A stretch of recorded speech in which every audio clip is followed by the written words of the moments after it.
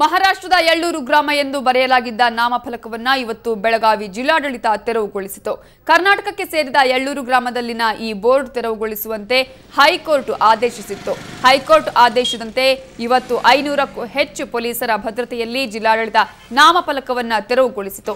ನಾಮಫಲಕ ತೆರವು ಕಾರ್ಯಾಚರಣೆ ವೇಳೆ ಎಂಇಎಸ್ ಶಾಸಕ ಸಂಭಾಜಿ ಪಾಟೀಲ್ ಭೇಟಿ ಕೊಟ್ಟು ವಿರೋಧವನ್ನ ವ್ಯಕ್ತಪಡಿಸಿದರು. ಕರ್ನಾಟಕಕ್ಕೆ ಸೇರಿದ ಯಳ್ಳೂರು ಗ್ರಾಮವನ್ನ ಮಹಾರಾಷ್ಟ್ರಕ್ಕೆ ಸೇರಿದ ಗ್ರಾಮ ಎಂದು ಬರೆಯಲಾಗಿತ್ತು. ಇದು ಕನ್ನಡ ಪರ ಸಂಘಟನೆಗಳ ಆಕ್ರೋಶಕ್ಕೆ ಕಾರಣವಾಗಿತ್ತು.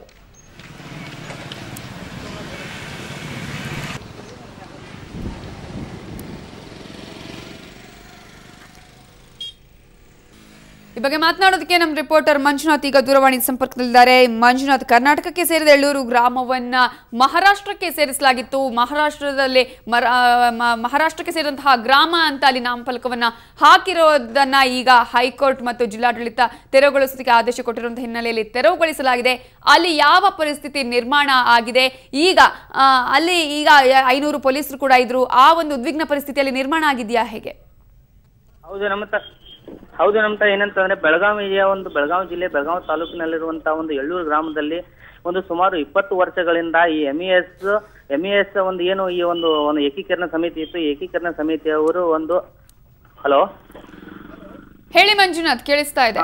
ಏನು ಎಂಇಎಸ್ ಇದನ್ನ ಮಾಡೋದು ತಮ್ಮ ಪುಂಡಾಟಿಕೆಯನ್ನ ನಿರಂತರವಾಗಿ ಮುಂದುವರಿಸಿಕೊಂಡು 20 ವರ್ಷಗಳಿಂದ ಕರ್ನಾಟಕ ರಾಜ್ಯದಲ್ಲಿರುವಂತಹ ಈ ಹಳ್ಳಿಗೆ ಮಹಾರಾಷ್ಟ್ರ ರಾಜ್ಯ ಯಳ್ಳೂರು ಗ್ರಾಮ ಅಂತ ಒಂದು ಬೋರ್ಡ್ ಹಾಕಿದ್ರು. ಆ ಬೋರ್ಡ್ ತೆರವುಗೊಳಿಸಲಿಕ್ಕೆ ಅನೇಕ ಕನ್ನಡ ಪರ ಸಂಘಟನೆಗಳು ಪ್ರಯತ್ನ ಮಾಡ್ತಾ ಇದ್ವು. ಆದ್ರೆ ಮಾತ್ರ ಇಲ್ಲಿ ಜಿಲ್ಲಾಡಳಿತ ಇಲ್ಲಿವರೆಗೂ ನಿರ್ಲಕ್ಷ್ಯ ವಹಿಸಿ ಆ ಬೋರ್ಡನ್ನು ತೆಗೆದಿದ್ದಿಲ್ಲ. ಆದ್ರೆ ಸಮಯನ ಏನು RTI ಆಕ್ಟಿವಿಸ್ಟ್ ಆದಂತಹ ಭೀಮಪ್ಪ ಗಡದವರು ಹೈಕೋರ್ಟ್ಗೆ ರಿಟ್ ಅರ್ಜಿಯನ್ನು ಸಲ್ಲಿಸಿದ್ರು. ರಿಟ್ ಅರ್ಜಿ ಸಲ್ಲಿಸಿದಾಗ ಹೈಕೋರ್ಟ್ ಒಂದು ಆದೇಶ ಮಾಡಿತ್ತು, ಇದೇ ತಿಂಗಳು 28ನೇ ತಾರೀಕಿನ ಒಳಗೆ ಈ ಬೋರ್ಡ್ ಅನ್ನು ತೆಗಿಬೇಕು, ಇಲ್ಲ ಅಂತಂದ್ರೆ ನಿಮ್ಮನ್ನ ಮತ್ತೆ ಸಂಪರ್ಕಿಸ್ತೀನಿ. ಇದೀಗ ಹೋರಾಟಗಾರರಾಗಿರುವಂತಹ ಅಶೋಕ್ ಚಂದ್ರಗಿ ಅವರು ದೂರವಾಣಿ ಸಂಪರ್ಕದಲ್ಲಿದ್ದಾರೆ.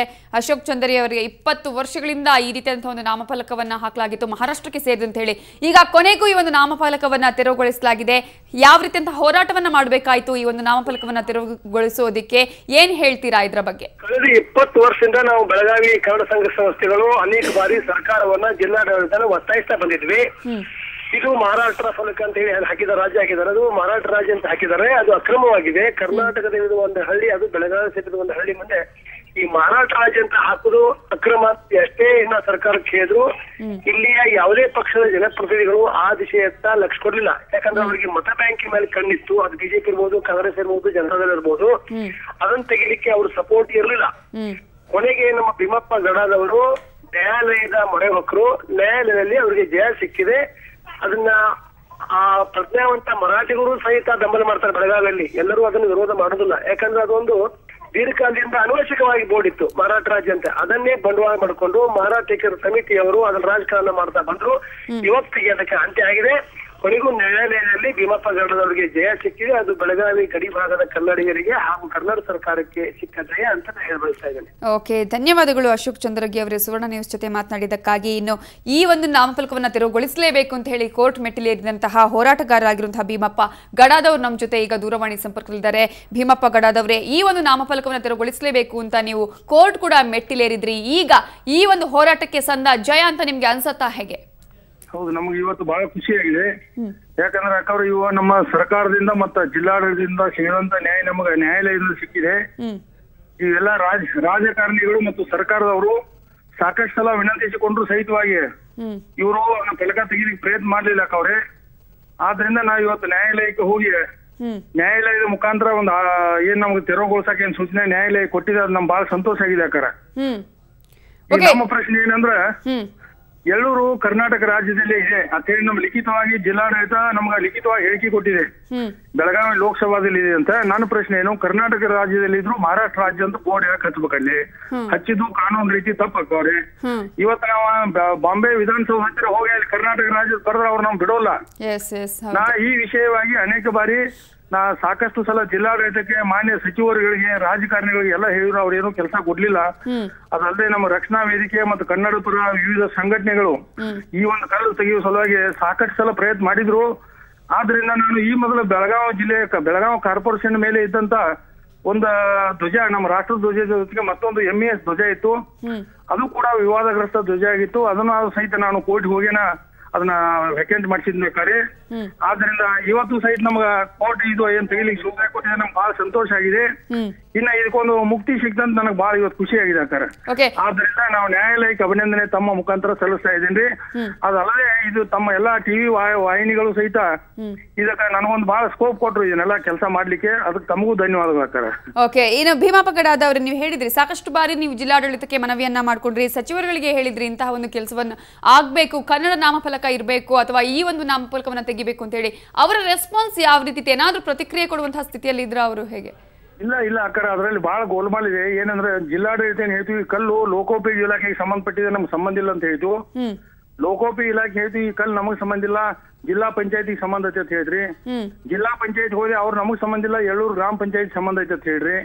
ಆ ಯಳ್ಳೂರು ಗ್ರಾಮ ಪಂಚಾಯತ್ ಹೋದೆ ಅವ್ರು ಹೇಳ್ರು ನಮ್ಮ ಗ್ರಾಮ ಪಂಚಾಯತಿ ವ್ಯಾಪ್ತಿ ಬಿಟ್ಟು ಹೊರಗಿದೆ, ಈ ಕಲ್ಲ ನಮಗ್ ಸಂಬಂಧ ಇಲ್ಲ ಯಳ್ಳೂರು ಪಂಚಾಯತ್ ಅವ್ರು ಹೇಳ್ರು. ಆ ನಂತರ ನಾನು ಪೊಲೀಸ್ ಇಲಾಖೆಗೆ ಒಂದು ಮನವಿ ಕೊಟ್ಟೆ, ಈ ಕಲ್ಲ ಯಾರಿಗೂ ಸಂಬಂಧ ಇಲ್ಲ, ಇದನ್ನ ನೀವು ಕಾವಲ ಮಾಡಕ್ ಪೊಲೀಸರನ್ನ ಯಾಕೆ ಕುಣಿಸಿದಾರೆ, ಇಲ್ಲ ಯಾರಿಗೂ ಸಂಬಂಧ ಇಲ್ಲದ ಕಲ್ಲ ಅಕ್ಕಾರ ಅದ.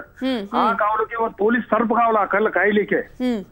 ನಂದೇನು ಅದಕ್ಕೆ ಅವ್ರ SP ಅವ್ರು ಏನ್ ಹೇಳ್ರಿ, ನಮ್ಗೆ ಮೊದಲನೇ SP ಅವರು ನಮಗ್ ಕೋರ್ಟ್ರಿಂದ ಅಥವಾ ಜಿಲ್ಲಾಡಳಿತದಿಂದ ನಮ್ಗೆ ಏನಾದ್ರು ಡೈರೆಕ್ಷನ್ ಸೂಚನೆ ಕೊಟ್ರೆ ನಾವು ಮುಂದೆ ನಿಂತು ತೆಗಿತು ಅಂತ ಹೇಳಿರಕಾರ.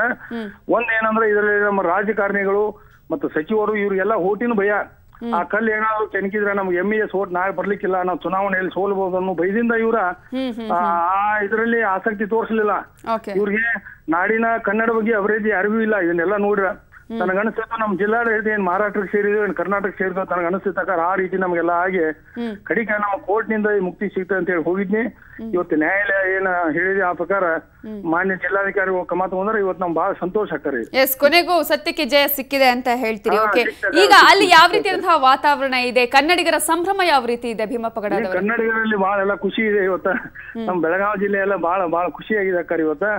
ಯಾಕಂದ್ರ ಅದು ಸುಮಾರು ಒಂದು 20-25 ವರ್ಷದಿಂದ ಇದ್ದಂತ ಫಲಕಕ್ಕ ಇವತ್ತು ಅಲ್ಲಿ ಮುಕ್ತಿ ಸಿಕ್ತು ನಮಗ. ಇವತ್ತು ಕರ್ನಾಟಕ ರಾಜ್ಯ ಅಂತ ಹೇಳಿ ಅದೇ ಹೊಸ ಇದು ಆಯ್ತು. ನಮಗ್ ಬಹಳ ಖುಷಿಯಾಗಿದೆ ಅಕ್ಕಾರ ಫಲಕ ತೆಗೆದ್ರಿಂದ ಇವತ್ತ.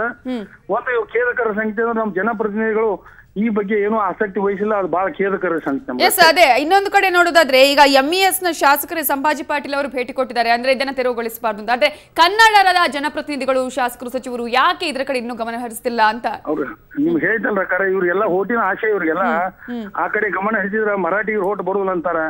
ಮುಂದ ಅವ್ರನ್ನ ಓಲೈಸಿದ್ರ ಕನ್ನಡಿಗರು ಓಟ್ ಹಾಕುಲತ್ತ. ಇವ್ರೆಲ್ಲ ಏನ ರಾಜಕೀಯ ಮಾಡೋ ಸಂಬಂಧ ಓಟ್ ಗಳಿಸೋ ಸಂಬಂಧ ಇದ್ದಂತ ಜನ ಇವ್ರ ನಾಡಿನ ದೇಶದ ಅಭಿವೃದ್ಧಿ ಏನ್ ಗಮನ ಇಲ್ಲ. ನಾನು ಪುನಃ ಹೇಳ್ತಾನೆ ಇರ್ತೀನಿ. ಇವ್ರಿಗೆ ಇವತ್ತು ಅಭಿಮಾನಿದ್ರೆ ಹೇಳ್ಬೇಕಾಯ್ತು, ಇವತ್ತು ವಿಧಾನಸೌಧದಲ್ಲಿ ಚರ್ಚೆ ಮಾಡ್ಬೇಕಾಯ್ತು, ಕನ್ನಡದ ಹುಡುಗ ಒಳ್ಳೆ ಕೆಲಸ ಮಾಡ್ಯಾನ ತೇಕರೆ. ಹೌದಲ್ರಕಾರ? ವಿಧಾನಸೌಧದಲ್ಲಿ ಅಧಿವೇಶನ ನಡೆದೈತಿ ಇವತ್ತ. ಯಾರಿಗೂ ಆಗದಂತ ಕೆಲಸ ಒಬ್ಬ ಹುಡುಗಪ್ಪ ಕನ್ನಡಿಗ ಮಾಡಿದಾನು.